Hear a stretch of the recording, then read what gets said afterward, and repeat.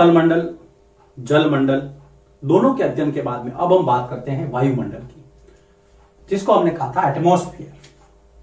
सबसे पहले हम इसकी परिभाषा समझते हैं। बहुत सिंपल सा कंसेप्ट है, पहले चैप्टर में भी हमने इसके बारे में चर्चा की थी। सबसे पहले हम ये देखते हैं कि वायुमंडल है क्या। हम अपने आसपास हवा को देख नहीं पाते लेकिन महसूस करते हैं। आपने कभी देखा होगा कि धूल एक दिशा में उड़ रही है, पेड़ की जो पत्तियां हैं वो हिल रही हैं। जब हम कभी तेज चलते हैं तो हवा का अनुभव अगर विपरीत दिशा में होता है तो हमें चेहरे पर ठंडा या गर्म महसूस होता है, वो हम हवा को महसूस करते हैं। वो सब वायुमंडल का पार्ट है। तो क्या है एटमॉस्फेयर या वायुमंडल, देखते हैं कि पृथ्वी चारों ओर से वायु की परतों से घिरी हुई है। हमारी जो पृथ्वी है, पृथ्वी चारों ओर से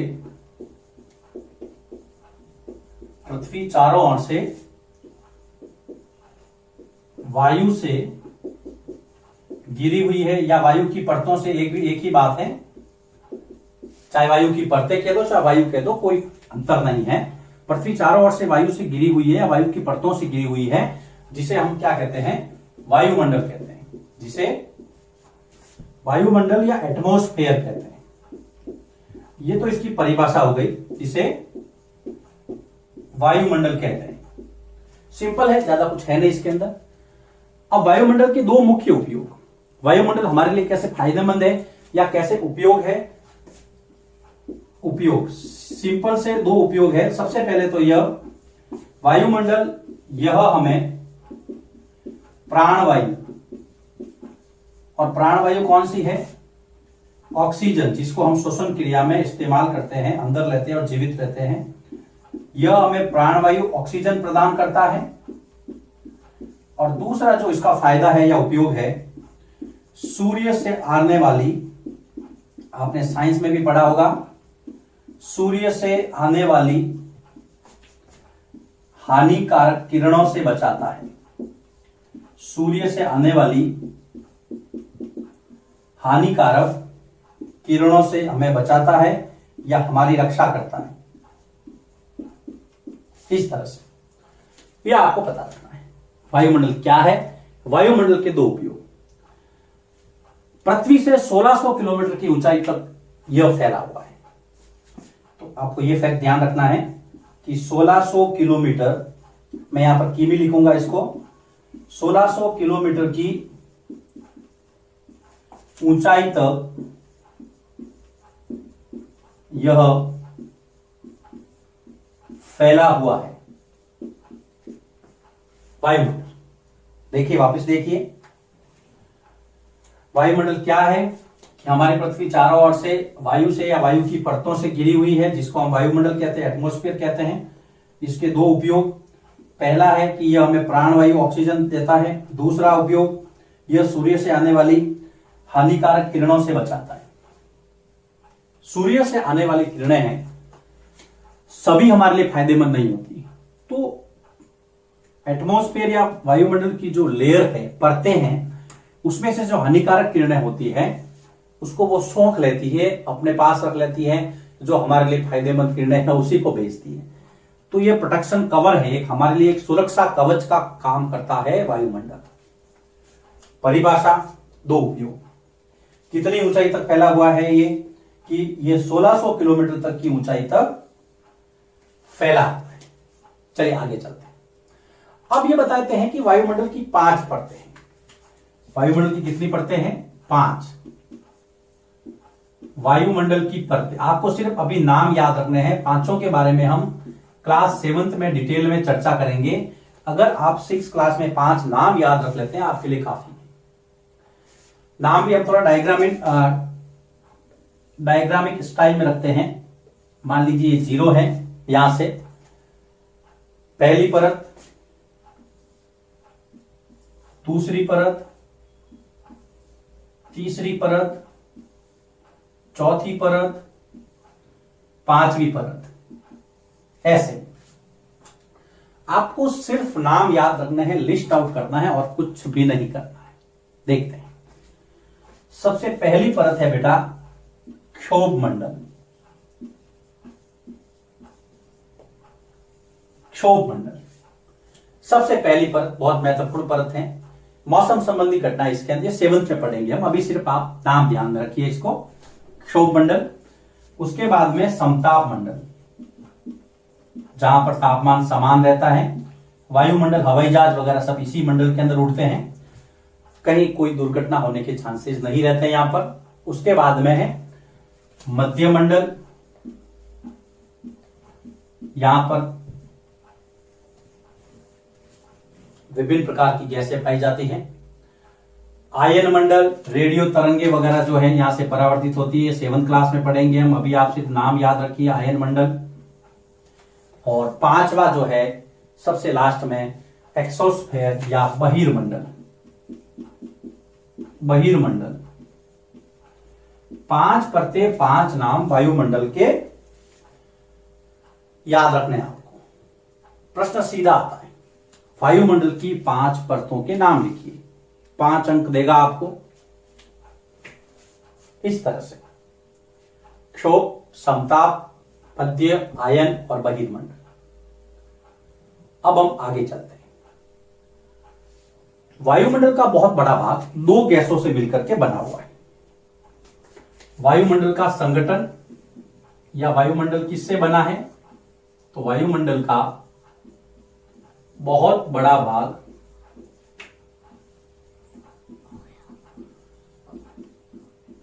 दो गैसों नाइट्रोजन तथा ऑक्सीजन से बना है।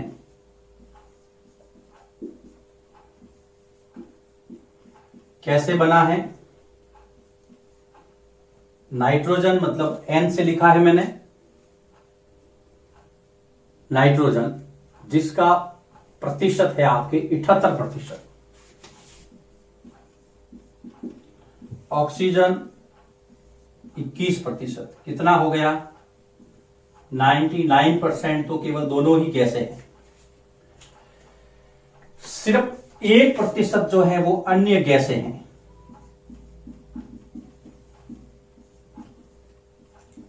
एक प्रतिशत, उसमें भी ऑर्गन 0.93%, कार्बन डाइऑक्साइड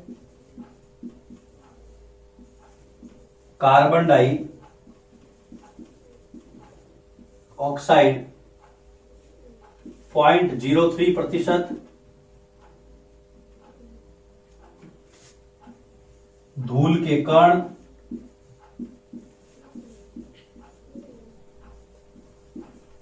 अन्य गैसें, ये सब 1% के अंदर आती है। ये सब 1% में। तो ये है इसका संगठन। आपने साइंस में भी पढ़ा होगा, है ना। और जो चित्र है वो भी हम यहां पे बना सकते हैं, एक वैन आरेख करके इस तरह से। मैं इसको यहां से हटा देता हूं। मान लीजिए कि हमने इसको ये, तो आपको ये पूरा, ये नाइट्रोजन है, 78% नाइट्रोजन, 21% ऑक्सीजन और 1% में ये अन्य गैसें।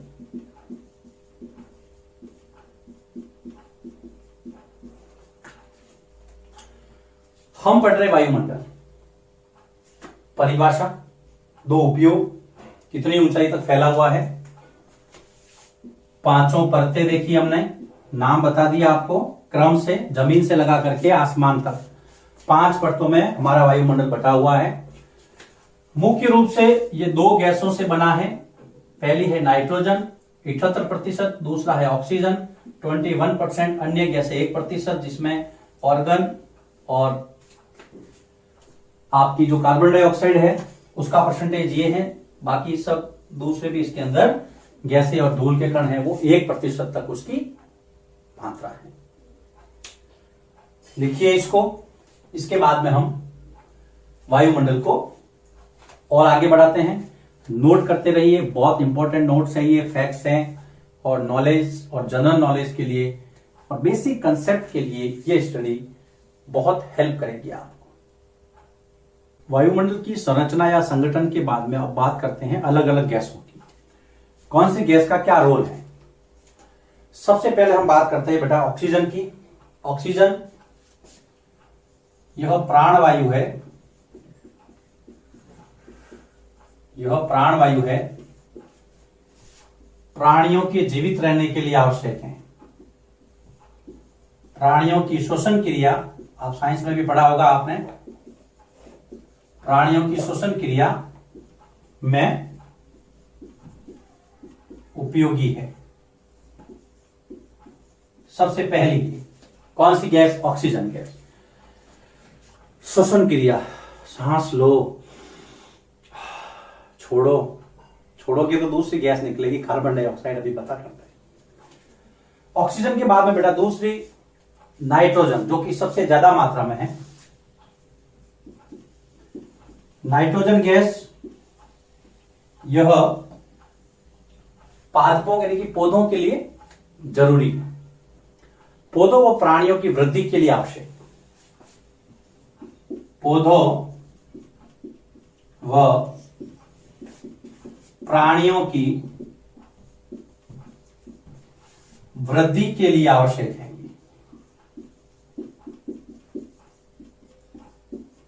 नाइट्रोजन गैस, और वैसे भी पौधे इसका डायरेक्ट यूज नहीं करते हैं। कुछ पौधों की जड़ों में विशेष प्रकार के बैक्टीरिया या जीवाणु पाए जाते हैं, जैसे कि राइजोबियम, जो कि फलीदार पौधे होते हैं ना, जैसे कि मटर है, मूंग है। साइंस में आपने पढ़ा होगा, फलीदार पौधों की जड़ों में राइजोबियम नाम का जीवाणु पाया जाता है, बैक्टीरिया पाया जाता है, जो नाइट्रोजन को नाइट्रेट में बदलता है और देन उसको यूज करते हैं। साइंस की टर्म है, साइंस का टॉपिक है, लेकिन फिलहाल आपको यहां पे नाइट्रोजन का इतना ही उपयोग ध्यान में रखना है। कार्बन डाइऑक्साइड, तीसरी महत्वपूर्ण गैस वायुमंडल की, जिसको आप CO2 के नाम से भी जानते हैं। कार्बन डाइऑक्साइड या CO2। हम जानते हैं कि हम कार्बन डाइऑक्साइड श्वसन क्रिया में छोड़ते हैं और पौधे ग्रहण करते हैं, तो पौधे इसको ग्रहण करते हुए भोजन बनाते हैं। तो पेड़ पौधे या पेड़ पौधों के लिए भोजन बनाने में उपयोगी, पहला तो उपयोग यह है इसका, पेड़ पौधे इसको लेकर के भोजन बनाते हैं। फिर देखो, यह है बेटा सन, सूर्य, यह है आपकी अर्थ अर्थात पृथ्वी। इसको समझना आप, CO2 हमारे लिए कितना उपयोगी भी है, और अगर इसकी ज्यादा मात्रा हो जाए तो हमारे लिए नुकसानदायक भी है। कैसे? सूर्य की जो गर्मी आती है वो पृथ्वी पर आती है, कुछ तो यहां जो एटमॉस्फेयर में जो लेयर होती है हानिकारक किरणें उसके द्वारा सोख ली जाती है, यहां पर आती है धरती पर आकर के रुकती हैं और फिर वापस रिफ्लेक्ट होती हैं। तो यहां पर CO2 की, क्योंकि कार्बन डाइऑक्साइड जो है ना वो भारी गैस है, तो वो जमीन की सतह पर रहती है, ध्यान रखना, जमीन की सतह पर रहती है, प्लस सूर्य से आने वाली जो किरणें हैं जो जमीन से टकराती है और जमीन गर्म हो जाती है, और गर्मी जब वापस वायुमंडल में प्रवेश करने जाती है, ये CO2 उसे रोक देती है, और CO2 इसे रोकती है। इस कारण से आपका जो धरातल है वो गर्म रहता है। धरातल कैसा रहता है? इसका मतलब पृथ्वी को गर्म रखने में कार्बन डाइऑक्साइड बहुत हेल्प करती है। लेकिन अगर ज्यादा मात्रा हो जाए तो पृथ्वी का तापमान बढ़ जाता है, जिसको हम कहते हैं ग्लोबल वार्मिंग। यह भी एक नेगेटिव अप्रोच हो सकती है यदि कार्बन डाइऑक्साइड की मात्रा पृथ्वी की सतह पर बढ़ जाए। तो कार्बन डाइऑक्साइड पेड़ पौधों के भोजन बनाने में उपयोगी है। दूसरी, पृथ्वी द्वारा वापस छोड़ी गई जो ऊष्मा है, ये जो गर्मी है, उसको ये अवशोषित कर लेती है। देखिए,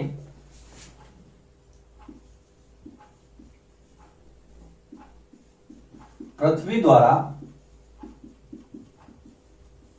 छोड़ी गई ऊष्मा जो सूरज से उसको मिलती है ना, उसको वापस वो फेंकती है ऊष्मा को सोखती हैं, जिससे जो पृथ्वी की सतह है वो गर्म रहती है या पृथ्वी गर्म रहती है, जिससे पृथ्वी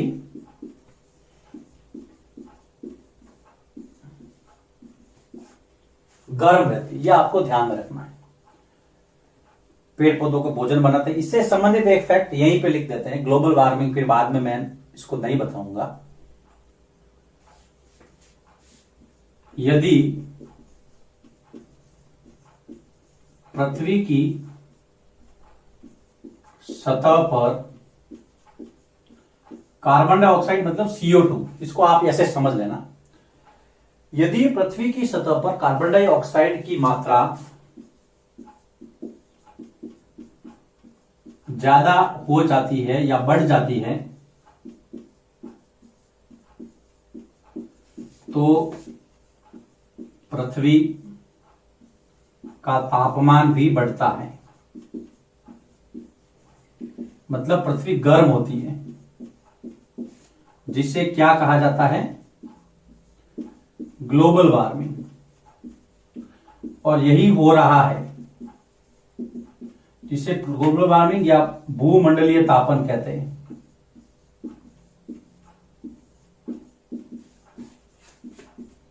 और यही हो रहा है। आज ग्लोबल वार्मिंग एक चैलेंज है हमारे लिए, क्योंकि हम लोग बहुत सारे सोर्सेज है जिससे CO2 बढ़ रहा है। भले ही आप इंडस्ट्रीज ले लो, व्हीकल्स ले लो, है ना, वाहनों से निकला हुआ धुआं है, या फिर ह्यूमन एक्टिविटीज है जिससे CO2 की मात्रा बढ़ रही है, पेड़ पौधे कम हो रहे हैं, इससे भी CO2 बढ़ रहा है, जिससे कि ग्लोबल वार्मिंग हो रही है। ग्लोबल वार्मिंग का मेन कॉज क्या है, CO2 को बढ़ना, ये आप ध्यान में रखना। अब हम बात करते हैं वायुमंडल की जो डेंसिटी है, जो घनत्व है, वो कहां पे कितना होता है। छोटे छोटे प्रश्न आते हैं इससे संबंधित। वायुमंडल का घनत्व,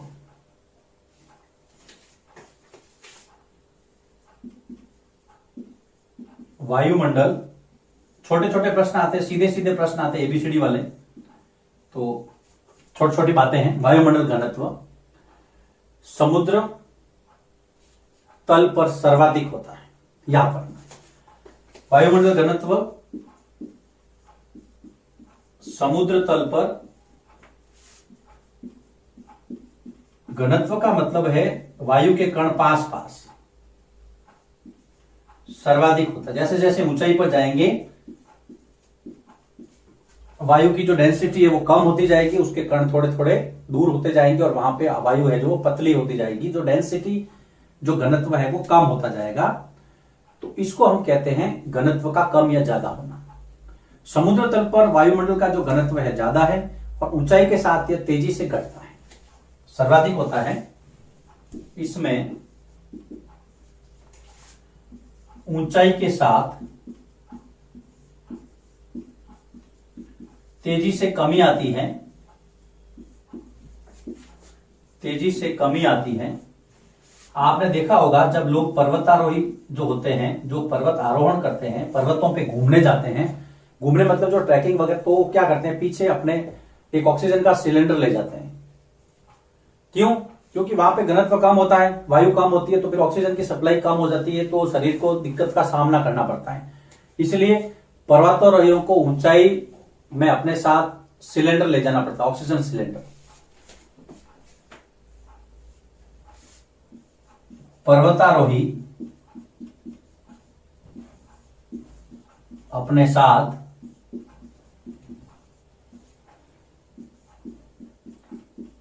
ऑक्सीजन का सिलेंडर ले जाते हैं, ऑक्सीजन सिलेंडर ले जाते हैं, क्योंकि ऊंचाई पर वायुमंडल का घनत्व घटता जाता है। यह आपको कारण पता रखना है।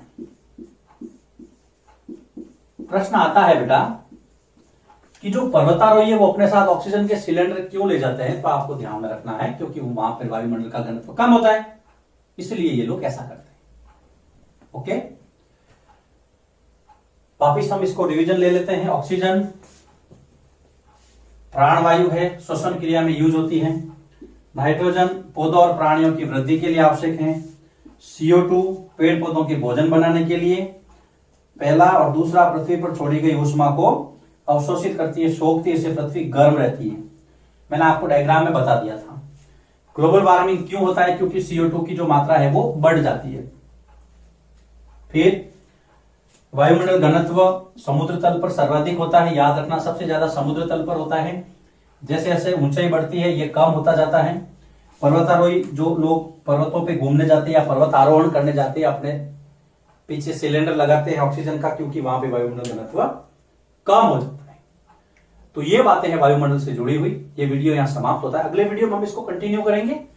छोटा सा टॉपिक और बाकी रहा, इसके बाद में हम जैव मंडल को पढ़ेंगे। लिखिए इसको, इसके बाद में हम अगले वीडियो की तरफ मूव करते हैं।